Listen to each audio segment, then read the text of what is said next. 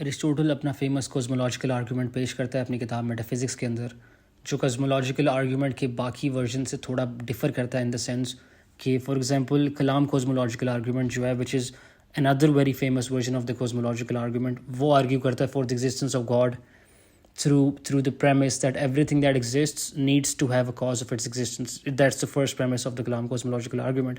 लेकिन एरिस्टोटल ये इंक्लूड नहीं करता अपने आर्ग्यूमेंट के अंदर. वो रादर आर्ग्यू करता है from the point that change occurs and all change if it occurs requires a cause. और इसमें वो पोटेंशियलिटी और एक्चुअलिटी की बात करता है which will soon get to.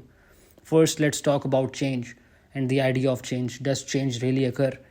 Change obviously हम सबको पेरेंट है फ्रॉम आवर सेंसेस के change occurs, right? The coffee in my cup grows cooler.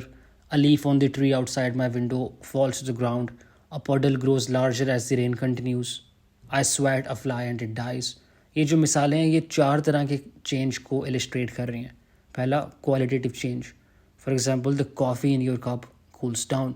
दूसरा change with respect to location, for example the leaf falls to the tree. तीसरा quantitative change, the puddle increases in size. And fourthly, substantial change, for example a living thing gives way to dead matter. Now, could it be that you are being misled by your senses? Could it be जिस तरह डिकार्ड अपनी किताब meditations के अंदर कहता है कि मैं अपनी सेंसेस को ही ट्रस्ट नहीं कर सकता, क्योंकि ऐसा भी तो हो सकता है कि कोई ईविल डीमन मुझे डिसीव कर रहा हो मेरी एग्जिस्टेंस के बारे में, या फिर ऐसा हुआ हो कि मैं सोया हूँ और मैं ख्वाब देख रहा हूँ और अभी तक वो ख्वाब ख़त्म ही नहीं हो रहा. क्योंकि समटाइम्स इट हैपन्स कि व्हेन यू स्लीप आप you dreaming, right? And then you wake up from the dream, but that's just a part of the dream.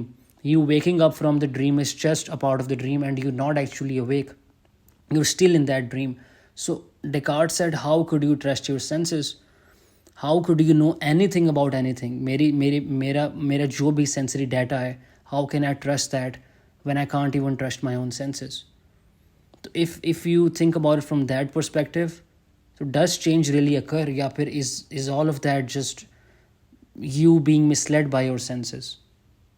चलो अगर हम मान भी लेते हैं कि all of that is true and all of your life and all your perceptions and sensations वो सारा झूठ है, वो सारा एक deception है by some evil demon or whatever, लेकिन change still occurs in your mind. क्योंकि अगर आप अपने आप को किसी तरह इंटेलेक्चुअली कन्विंस कर भी लो कि चेंज इम्पॉसिबल है, you refute your own claim in doing so because you have changed your mind, right? You changed your mind by changing your perspective about change itself. Yet, क्या change itself एक kind of illusion है? क्या change itself एक deception है, जिस तरह पार्मेनिडीज़ ने बात की थी? पार्मेनिडीज़ ने प्रपोज ये किया था कि हम जब भी किसी भी तरह की चीज़ को या किसी भी तरह के चेंज को एनालाइज करेंगे केयरफुली, तो हमें पता चलेगा कि ये इम्पॉसिबल है. Let's go back to that coffee example which starts out cold, और अगर वो काफ़ी देर पड़ी रहे आपके डेस्क पे तो it obviously grows cold. Now you could say कि ये जो कोल्डनेस है कॉफ़ी की, जो एग्जिस्ट नहीं करती जब कॉफ़ी हॉट है, it comes later into existence जब कॉफ़ी हॉट नहीं रहती है, जब वो गर्म नहीं रहती है. Now we have a problem, says Parmenides. अगर तो कोल्डनेस कॉफ़ी की इनिशियली नॉन एग्जिस्टेंट थी तो तब उस टाइम पे it was nothing, but later जब वो एग्जिस्टेंट थी या फिर when it came into existence it was then something. लेकिन something can not come from nothing, that is impossible. So Parmenides कहता है the coldness of the coffee can not come into existence and thus the coffee can not grow cold. Change है ही नहीं, वो कहता है. पार्मेनिडीज़ के लिए 2 चॉइसेस हैं. पहला बीइंग कम्स फ्रॉम बीइंग, और दूसरा being comes from non being.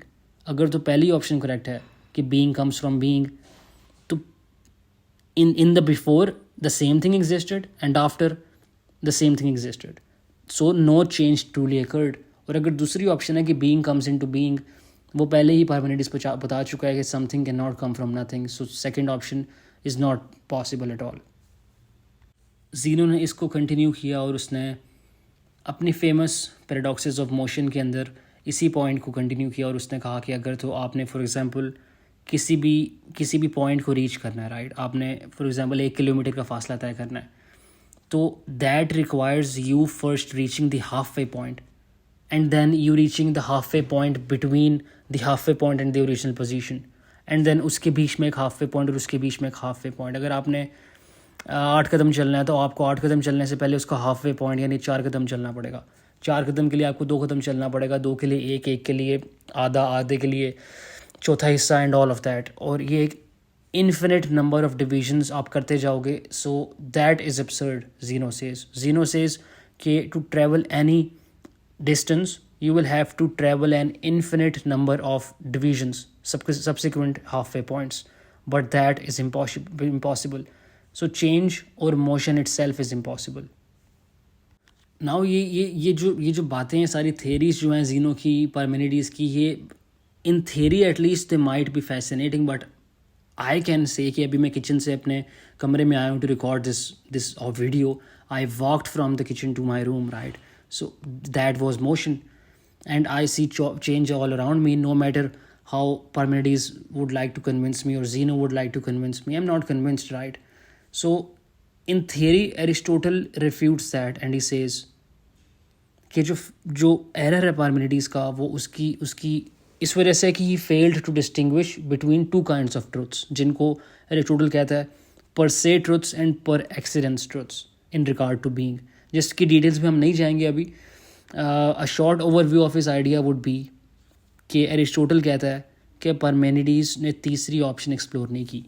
उसने 2 ऑप्शंस एक्सप्लोर की थी, बीइंग कम्स फ्रॉम बीइंग या फिर being comes from non being, लेकिन एरिस्टोटल तीसरी ऑप्शन ऐड करता है जो उसने पार्टली प्लेटो से इनहेरिट की है, और वो कहता है थर्ड ऑप्शन इज़ कि potential being becomes actual being rather than being coming out of being और नॉन बीइंग। वो एक्सप्लेन करता है अपना conception of motion as an incomplete actualisation that is only fully actualised when the object comes to rest. For example एक किताब है जो which you drop from a distance, from a height, sorry. इस किताब के अंदर एक पोटेंसी है to fall until it hits the floor.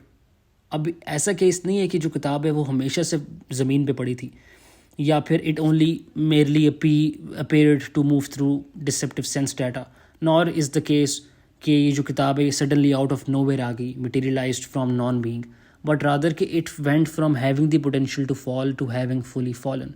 Likewise it is not the case कि बीइंग जो है वो ओरिजिनेट होती है from non being, like as Parmenides said वो कि इम्पॉसिबल है ये, but that actual being potential non actualised being से आती है। Going back to the coffee example, it is true कि जब तक कॉफ़ी गर्म है तो उसकी कोल्डनेस एक्चुअली प्रेजेंट नहीं है, लेकिन वो पोटेंशियली प्रेजेंट है in a way that other qualities are not. उसके अंदर एक पोटेंशियल है to become cold while lacking certain other potentials, showing that the coldness is not exactly nothing. It is not nothing, it is just not actual yet. ये जो coffee है इसके अंदर एक पोटेंशियल है to become cold after a certain amount of time under certain conditions. ये जो potential है it is made actual. This is not a case of something coming from nothing, because obviously एक potential is not nothing. So Aristotle के लिए change जो है वो involve करता है एक एक्चुअलाइजेशन ऑफ अ पोटेंशियल। सो अभी तक वीव जस्ट एस्टैब्लिश्ड कि change occurs. I could have just summarised all of that by starting from this axiom, you can say, कि change occurs, लेकिन I wanted to make a separate video about this paradox of change and paradox of motion. Does change really exist? But I decided against it, और मैंने कहा इसी video में I'll just talk about change. So this is where the actual argument of Aristotle starts. Change occurs and we've established that thus far.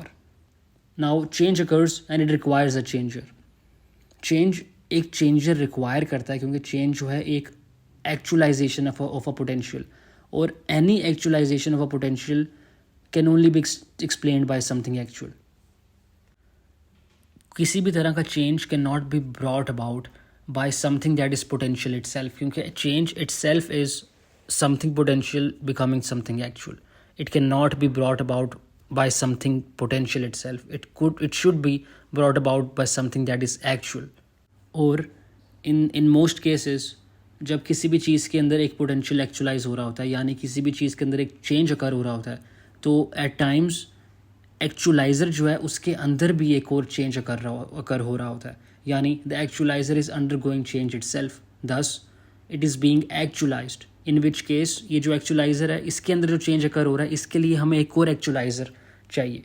There is a chain of different potentials and actualisations, और इन सारे एक्चुलाइजर्स को एक cause चाहिए अपने अंदर जो इनके चेंज अकर हो रहा है उसके लिए अकाउंट करने के लिए. नाउ ये जो सीरीज़ है आप इसको डिस्टिंग्विश कर सकते हो इन टू वेज. फॉर एग्जांपल आप चेंज को डिफ़ाइन करते हो, एक्सप्लेन करते हो प्रायर चेंजेस के टर्म्स के अंदर. आप कहते हो कि अच्छा जो कमरा है वो ठंडा हुआ क्योंकि आपने एसी ऑन किया, और आपने एसी क्यों ऑन किया? क्योंकि आपको गर्मी लग रही थी. आपको गर्मी क्यों लग रही थी? क्योंकि ऑब्वियसली गर्मियाँ हैं, सूरज से आपको शुआएँ आती हैं, that is why you felt hot. और ये एक काइंड ऑफ एक सीरीज़ चलते रहती है of change, one thing explaining the change in another thing. ये जो है ये एक लीनियर सीरीज़ है, also known as an accidentally ordered series. ये जो लीनियर सीरीज़ ऑफ चेंजेस है ना, it extends back in time. It extends back in time, लेकिन it might have no first member, as the past might be infinite in duration. क्योंकि अभी हमने बात की है कि ये जो आर्ग्यूमेंट है एरिस्टोटल का, it does not rely on the premise that everything that exists needs to have a cause. और ये जो कलाम कॉस्मोलॉजिकल आर्ग्यूमेंट जो ये प्रेमिस यूज़ करता है वो बेस करता है इस आर्ग्यूमेंट में इन्वॉल्व करता है एक मेजर पॉइंट. वो पॉइंट है to prove that the universe was finite. लेकिन क्योंकि इस आर्ग्यूमेंट में एरिस्टोटल का ये गोल नहीं है, तो यहाँ पे वो ये बहस नहीं छेड़ेगा कि यूनिवर्स फाइनाइट है या इन्फिनिट है. He will just go with the established opinion कि हो भी सकता है कि यूनिवर्स इन्फिनिट इन ड्यूरेशन हो. इसलिए जो लीनियर सीरीज ऑफ चेंजेस है, it might have no first member as the past might potentially be infinite in duration. लेकिन ऑन द अदर हैंड दूसरी तरह की एक सीरीज़ होती हैं जिनका नाम है essentially ordered series, essentially ordered hierarchical series, which need not essentially go back in time although sometimes they मे.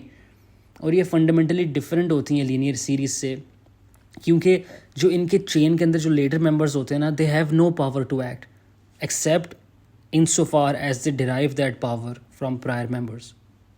एक हायरार्किकल सीरीज़ के अंदर ईच मेंबर जो है it is being actualised by prior members, और उसके पास पावर टू एक्ट सिर्फ तब तक है जब तक वो सस्टेन हो रहा है या एक्चुलाइज हो रहा है by those prior members. So in a sense सारे मेंबर्स जो हैं इस हायरार्किकल सीरीज़ के apart from the first one has its power only in a derivative way. Now ये जो हायरार्किकल सीरीज़ हैं ये ज़्यादा फंडामेंटल हैं to reality than linear series, because a linear series of causes presuppose the existence of an underlying hierarchical series. कोई भी चीज़ change undergo कर सकती है only because they exist. लेकिन for any material thing हम पूछ सकते हैं कि यार what makes it continue to exist. चलो we can say कि whatever caused its existence, let's not go into that debate. लेकिन अभी it is existing in the here and now, in the immediate now. What is sustaining it? What is making it continue to exist?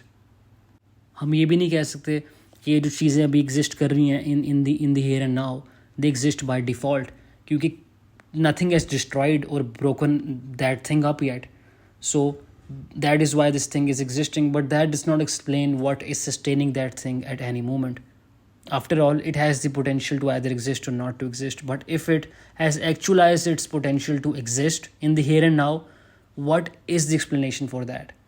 The appeals to the structural agreement of the internal components do not work either. So hence the chain of explanation for the existence of anything or for all things must be a hierarchical chain, जिसके अंदर जो later members हैं वो instruments हैं, while in a linear series जो members of the series हैं उनके पास अपनी causal power है और वो continue करते हैं to act in any way even if जो prior members हैं they cease to exist या फिर they cease to operate. इस डिफरेंस की वजह से इट इज़ नेसेसरी कि हायरार्किकल सीरीज़ ऑफ कॉजेज़ के अंदर एक फ़र्स्ट मेंबर होना चाहिए, जबकि linear series do not need a first cause या फर्स्ट मेंबर. यहाँ पे फ़र्स्ट का मतलब ये नहीं है टेम्परली फर्स्ट, टेम्परली से मुराद कि फ़र्स्ट इन टाइम कि जो सबसे पहले आया हो. It does not mean that, but rather first का यहाँ पे मतलब है आप कह लो something whose power to act does not derive from anything else, जिसके पीछे एक और कॉज नहीं है. which is the first cause, something which is not the instrument of anything else, which has its causal power in a primary way, which can impart causal power without anything being imparted to it, या फिर which can actualize the potential for other things to exist without having to have its own existence actualized by anything else. What this would mean is कि ये जो cause है, ये जो first member है hierarchical series का, इसके अंदर कोई पोटेंशियल है ही नहीं, क्योंकि अगर इसके अंदर कोई पोटेंशियल होती तो that potential would need an external actualiser, क्या हो गया मेरी ज़ुबान को, it would need an external actualiser, लेकिन लाइक वी हैव सेड इससे पहले कोई फर्स्ट मेंबर नहीं था, so it does not need an external actualiser, जिसकी वजह से इसके अंदर कोई पोटेंशियल नहीं है, it is already actual. It does not have merely actuality the way other things need actuality, but ये खुद एक pure actuality है. It is pure actuality itself. It does not have a cause of its own. It could not even in principle have had a cause of its own, क्योंकि it is devoid of potentiality. There is nothing in it जिसको actualizing की ज़रूरत होती, क्योंकि इसके अंदर जो भी है वो पहले से ही actual है. इस कॉज को, इस फर्स्ट मेंबर को ऑफ अ हायरार्किकल सीरीज़, इस कॉज को एरिस्टोटल बोलता है एन अनमूव्ड मूवर, जिसको आप कह सकते हो एन अनएक्चुलाइज्ड एक्चुलाइजर. ये कॉज जो है, this first cause, this unmoved mover, Aristotle कहता है कि ये कॉज है ultimate cause of all of the existence of all things. ये कॉज जो है ये हर चीज़ को सस्टेन करता है. It keeps them in existence at any moment at which they exist at all. Now, क्योंकि ये जो cause of things है, ये जो first cause है, unmoved mover है, ये pure actuality है, it is therefore devoid of potentiality, and it cannot go from potentiality to actuality, and thus ये eternal है, क्योंकि ये unchanging है, ये immutable है. ये कभी भी पोटेंशियल को एक्चुलाइज नहीं कर सकता अपने अंदर, क्योंकि ये पहले से ही एक्चुअल है. Therefore it can not change, therefore it is eternal, it is unchanging. Now क्योंकि existing within time entails changeability, एक इम्यूटेबल कॉज इटर्नल होगा. It must be eternal in the sense कि ये टाइम से बाहर exist करता है. It is not subject to the laws of space और time. It neither comes to be nor passes away, but simply is टाइमलेसली without beginning और and. अब ये जो मटीरियल टाइमलेस अनचेंजेबल थिंग है, ये इमटेरियल भी होनी चाहिए, ये इनकॉर्पोरियल भी होनी चाहिए, क्योंकि अगर तो ये चीज़ मटीरियल होती तो ये चेंजेबल होती, ये एक टाइम के अंदर एग्जिस्ट करती होती. लेकिन क्योंकि हमने अभी तक इस्टेब्लिश कर चुके हैं हम कि ये अनचेंजेबल है और ये टाइम से बाहर एग्जिस्ट करती है, तो this thing can not be corporeal, this thing can not be a material being, it has to be immaterial और incorporeal.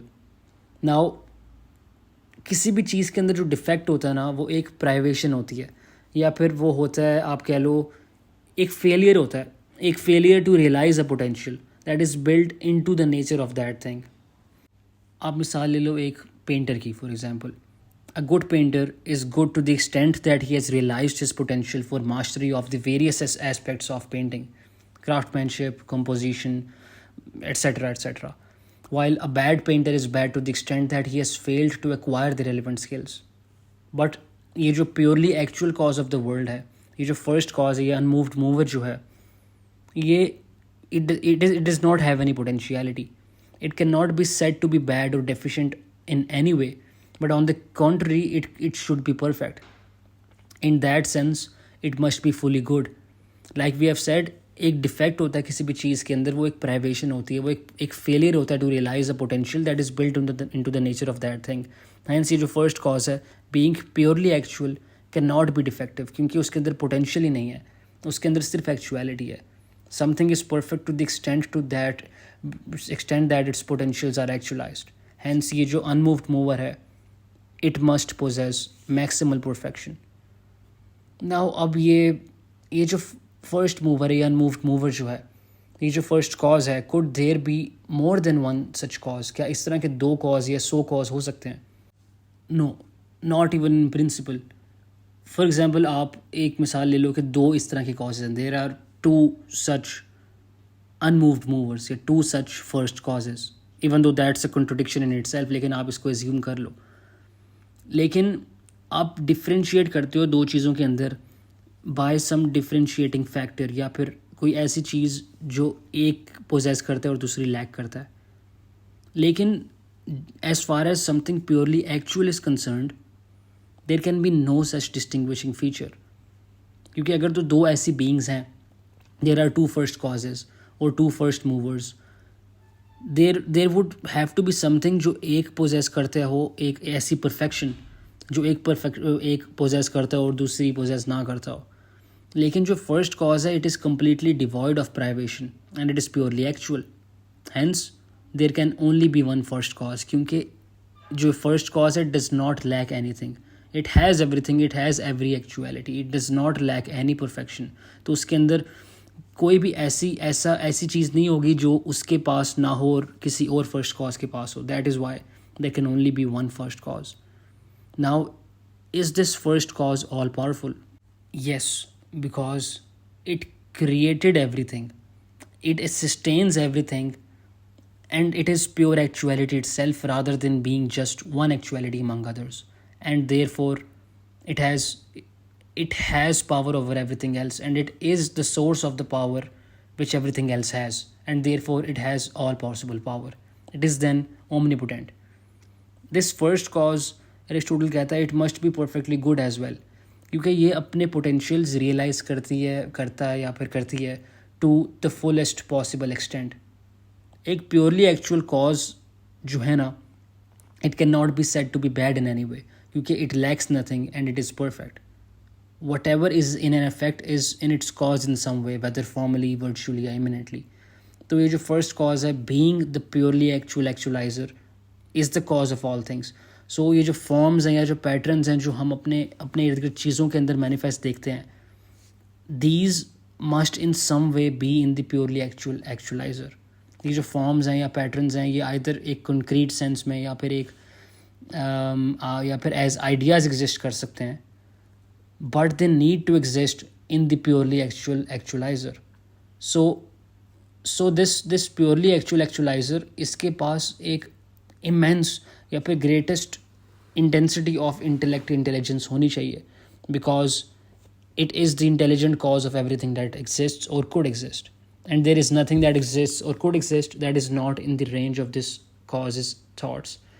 In this sense it is intelligent and it is all knowing और ओमनिशिएंट।